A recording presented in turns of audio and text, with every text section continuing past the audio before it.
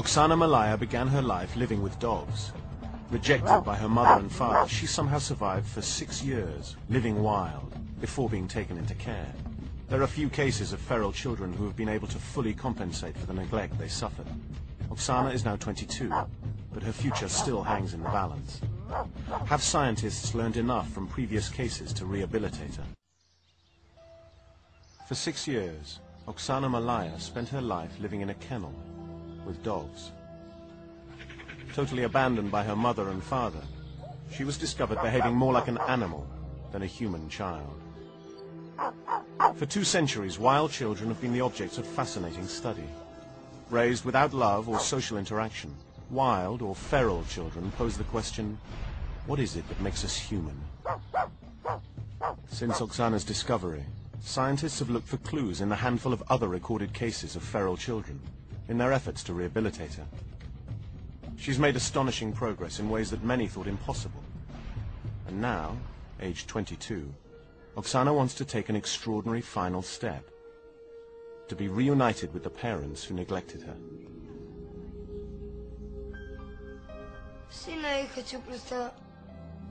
I want to see them with my own eyes so desperately, because I've been told I have no parents.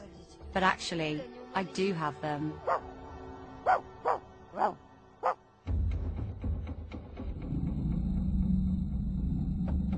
One of the central questions in all of science that has to do with humans is, are we a product of our genes or are we a product of our experience? The old nature-nurture issue. Feral children tap into this because they are the natural experiment that we're not allowed to carry out. Part of being a human is being brought up by humans. If you're not brought up by humans, are you completely human? And I think in some of these cases, that's the issue that we're dealing with. The case of Oxana Malaya has brought up these issues all over again. The doctors attempting to rehabilitate her first wanted to learn the facts of her story. The information was sketchy. Oxana was born in November 1983. When the baby girl was born, she weighed 5 pounds 11 ounces and didn't have any abnormalities. Her parents were alcoholics. One night, too drunk to care, they left their daughter outside. Looking for warmth, the 3-year-old crawled into the farm kennel. She curled up with the mongrel dogs that probably saved her life. Mum had too many kids.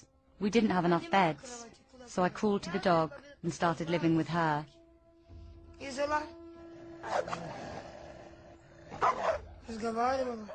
I would talk to them, they would bark, and I would repeat it.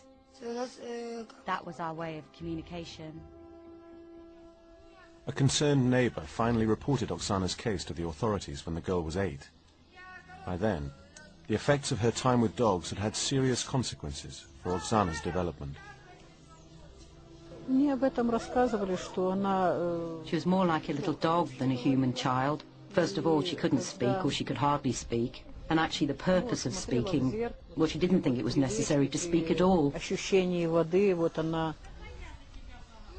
When we're talking about how does a child learn to live with dogs, there's obviously no deal as such, but there's give and take. So the dogs are giving their love, their attention, their acceptance in a sense, and what the child must give is that they've got to learn to adapt to the dog's situation. And if that means eating raw meat and scavenging a rubbish tip, that's what they're going to have to learn to do, because otherwise they're not going to survive.